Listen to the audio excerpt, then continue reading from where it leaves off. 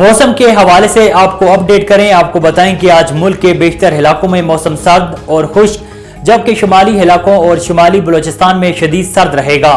पंजाब, खैबर पख्तूनख्वा के मैदानी इलाकों और बलाई सिंध में शदीद धुंध पड़ने का सिलसिला जारी रहेगा। गुज़श्ता 24 घंटों के दौरान मुल्क के बेशतर इलाकों में मौसम खुश्क और सर्द, जबकि बलाई इलाकों और शुमाली बलूचिस्तान में मौसम शदीद सर्द रहा। पंजाब के मैदानी इलाके शदीद धुंध की लपेट में रहे।